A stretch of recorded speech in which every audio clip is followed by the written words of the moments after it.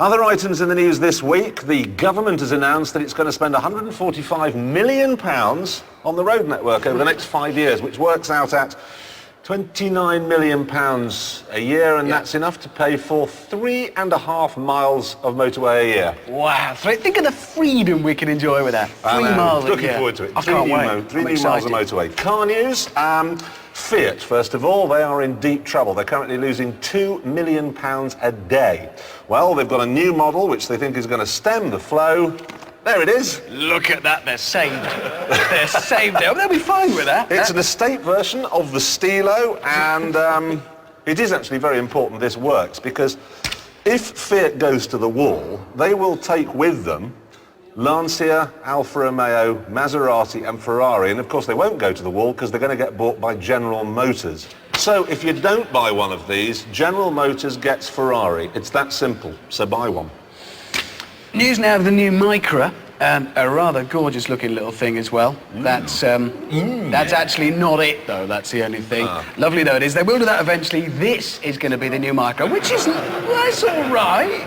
That's not bad. I've always quite liked the Micra myself. The important thing about it, though, is loaded with technology, even in a small car. It's even going to have, and you've probably seen this, keyless entry. So you walk up to the car and no, I've got some experience of that, and there is a slight problem with it, because you keep a little smart card in your wallet. Okay, you get out the car, push a little button, door's locked. You walk away and you think, is that locked? So you walk back to check. Of course, it recognises the smart card, sees you coming, it's open. You could be there for days. The only way you know whether it wasn't locked is someone nicks it. Yeah, that's the only way you find out for definite. Now this, we all know the Smart, the one that's been around for a few years, the one you can park nose onto the pavement. Well, now they've got delusions of grandeur, and they've launched, well, I think we've got some footage of it here. 2 versions, there's a coupe and there is a cabriolet. Now the cabriolet is interesting. You've got an electric folding roof, rear engine with a turbocharger on it. You've got rear-wheel drive, big fat alloys, anti-lock brakes, traction control, basically just like a 911 Turbo. Okay, except a 911 Turbo is £90,000. This, the car you're looking at here, £11,750. That was the least convincing noise I've ever heard in my life. Wow. But £11,750. That is incredible, actually. If this is the future now here, I'm not scared of that anymore. You can bring it on. Take as much of the future as you like. That's stunning. 11 grand. Take a moment now to talk about Formula One. What are we going to do about Formula One? Yeah. Scrap it?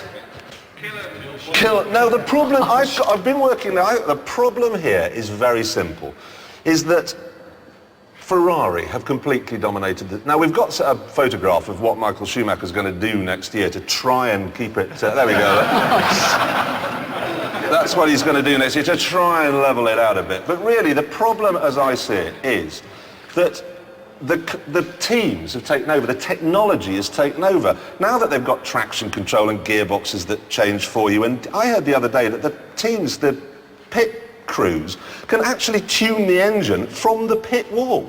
Well, they actually sit, spanners. Oh no, we'll turn the revs down a bit. No, one of them developed a fault, a BMW one, developed a fault, and they rerouted the oil without actually bringing it in, did it remotely. And you just think, where's the driver? The driver is the big hero. He's the guy I want to watch. You know, it was like the Second World War, you had fighter pilots, they were the big heroes. After that, they were racing drivers. I want to see heroes. I don't want to see geeks in black clothes going, ooh, well, if I just fiddled with this laptop, we'll make it go faster. In fact, I'd execute them. Do you know, I'd shoot them in the back of the neck with a 9mm. I want to see drivers take it. I want Formula One unplugged, rip out all the technology and give us proper racing again. Do you know, Jeremy, that was strangely touching, your desire for heroes. I'm just fed up with this. I don't blame Ferrari. I can't blame them. You know, they built a better car, they won. Just get rid of all the technology. I think computer animate the entire sport and get rid of them all in real life. Right, here's some stirring news for us, in that it's a very stirring car. The new Bentley Continental GT. That is a very, very big car indeed. I think it's gorgeous. You're a bit... about... It's fine. It's got a slightly Vanessa Feltzy rear. Yeah, there is something of her. But the important thing about the car is the engine, right? Powering that is a W12.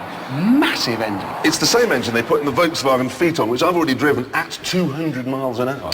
Exactly. They decided at Bentley, Not enough girl stuff. Strap a couple of turbos to it, see how it'll do then. Which is great, but it's given them an interesting problem. It's now chucking out so much torque that they can't tell us how much torque it's putting out. Every time they strap it to the machines that they measure it on, it breaks them. These are things the size of a building, these machines. They strap it down, tie it all in. You could tie it to this base here, and it would just spin the whole studio We'd actually around. go round again. That's That's exactly what would happen. So unfortunately, they can't tell you how powerful it is. Just lots and lots of torque.